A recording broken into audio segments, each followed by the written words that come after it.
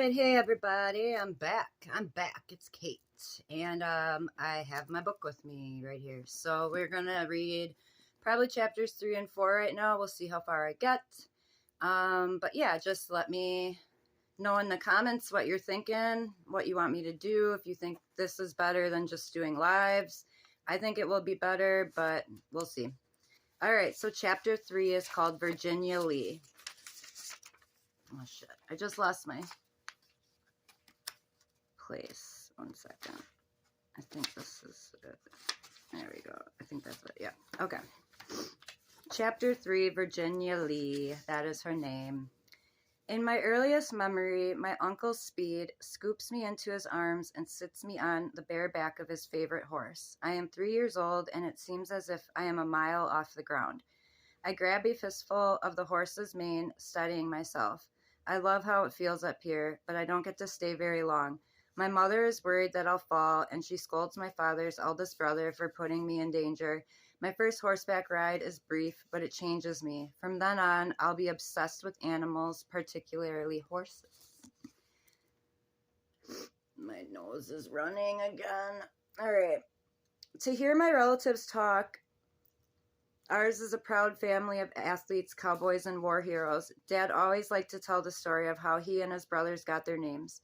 Their father, Fred, was a radio operator in World War II, but mostly he loved to be up in the clouds airborne. While serving in the 8th Air Force in England, Fred was a gunner on a B-17, and in 1945, when he was 26, he was awarded a medal for meritorious achievement. For my grandpa, Fred, that sealed it. When he came home to California, he and my grandma Daisy started a family. He insisted their son's name reflect his passions. Speed came first, then Sky, my father, and finally Jet. My grandparents had daughters too, but they had normal names. That's weird. Sandy and Carol were their names. That's funny. All right. My dad and his siblings grew up in the 1960s and 70s in Sacramento, which couldn't have been more different from San Francisco, though it's only 100 miles away. While the hippies in Haight-Ashbury dressed in tie-dye and embraced anti-war activism and free love, my dad's neighbors wore Wrangler jeans, held conservative values, and believed in hard work. My Uncle Jet, for example, became a square dance caller at the age of 8, and that's still what he does for a living. For his part, my dad liked to fix things with his hands. Lanky with an easy smile, my dad rarely went anywhere without his Stetson hat. My mom, Lynn, was more of a free spirit. She was born in 1960 to my grandmother, Shelley, and her second husband, a guy I never met. That marriage ended after my mom's younger sister came along 3 years later, at which point Shelley sent both her daughters to live with their maternal grandmother, Dee Dee, in Richmond, Virginia. A Vassar tennis team alum, my mom's mom was one of the first female tennis pros in the country, and she had no intention of retiring. In the late 1960s, Shelley stayed close to her daughters, serving as head tennis pro at clubs in Virginia Beach and Richmond. But in 1970, Shelley moved 800 miles west to Chicago, where she had grown up, to manage Midtown Tennis Club. I'm not sure my mom ever got over being left behind. Even from afar, Shelley imposed a lot of rules on her daughters. Both my mom and her sister, also named Virginia, were required to keep their hair bobbed short, which my mom hated. Their grandma Dee Dee came for money, meanwhile, and appearances mattered to her. She was hell-bent on turning her 2 daughters into well-mannered Southern belles. Then Shelley married husband number 3, a ranking tennis player named Bucky Walters Jr., and they moved to Florida to join the Tennis Club of Palm Beach. At that point, she sent for her daughters, but after they arrived, my mom made clear she wasn't interested in having a stepfather, let alone an older stepbrother. Bucky had a son from an earlier marriage. Mom and Shelley argued constantly. My mom had always been headstrong, and she resented this new family, especially since her mom hadn't seemed to care much about family until now. So my mom ran away, hitchhiking all the way to San Francisco.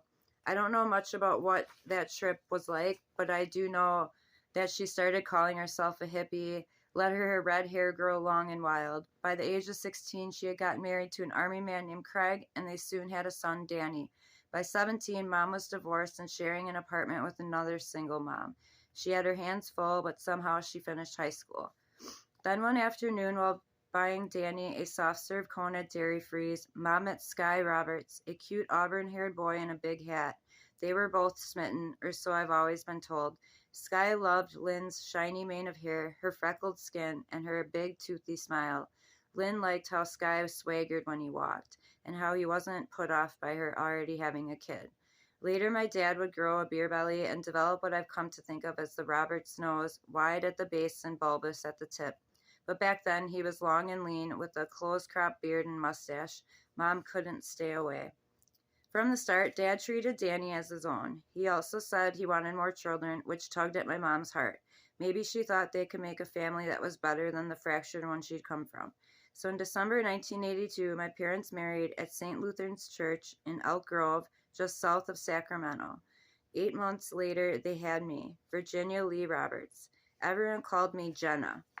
Family legend has it my arrival made my Grandma Shelley want to reconcile with my mom, her estranged eldest daughter. In a series of long-distance phone calls, she and my mom would patch things up, and soon my dad, my mom, Danny, and I were speeding east in a used Winnebago we'd picked up for cheap. Now it's a different part of the story. The first thing that struck me about Florida was the ocean. I had never seen one. I loved its salty smell. We stayed with Grandma Shelley in West Palm Beach at first, not far from the beach, and I soon discovered a lot about her. She wouldn't let us call her Grandma for starters, I guess because it signaled her age. We kids were to call her Gamma. What's more, she seemed to wake up with a Bloody Mary in one hand and a cigarette in the other. Gamma always spent peak tanning hours poolside at her tennis club, bronzing her already brown and leathery skin and playing backgammon with friends. She kept a bottle of baby oil in her purse. She had other quirks, too. A clean freak, Gamma was the kind of woman who kept her furniture covered in plastic, ew, and who made me stand in the driveway when I brushed my hair. She didn't have a nurturing bone in her body, but I admired how she lived her life on her own terms. Given Gamma's control issues, Mom never intended for us to stay long under her roof. Soon my parents found a small 3-bedroom ranch house on a dirt road in Loxahatchee, about 30 minutes away from West Palm Beach. Loxahatchee is prime horse country now, but back then it was known for its renegade residents, loose land restrictions, and exotic animals. Partly surrounded by citrus groves, Loxahatchee edged up against the last remaining section of the northern Everglades. Living next to something so wild, our new neighbors felt free to keep not only broken down school buses in their yards, but also iguanas, peacocks, alpacas, and emus. I didn't know that we had emus here. Thought that was an Australian thing. Years later, one neighbor would stash the body of an endangered panther in his garage freezer. That was the Loxahatchee in the 1980s. Untamed and off the grid. Our new house wasn't much, but my parents worked hard to fix it up. Mom planted sunflowers and daisies in the front yard.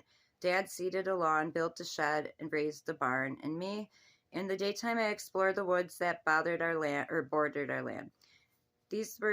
There were 2 kinds of cypress trees in our part of Florida, the pond cypress and the bald cypress, neither one of which resembled the tall Italian cypresses I remembered from Sacramento. These trees grew in areas saturated by water. I remember a neighbor explained that the bald cypress, a wispy breed, got its name because it lost its leaves in the winter. But I was more fascinated by how when it flooded, these trees created specialized root structures. Everyone called them knees that grew out of the submerged ground through the water and up into the air, bringing oxygen to the canopy above. These cypresses were survivors. Some had been alive for 600 years, and I admired that. I also loved what I could see from the uppermost branches of our tallest pine trees, which are the kind that grow on swampy ground. I would ascend and hang upside down like a possum, laughing at the world flipped on its head.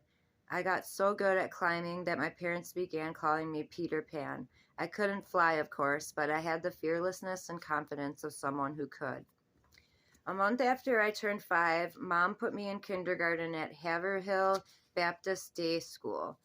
Classes were only a few hours a day, and we were mostly intended to get kids used to attending school, but I still have the report card, which features a drawing of 2 smiling children, a boy and a girl, sitting together on the floor, both holding books open in their laps.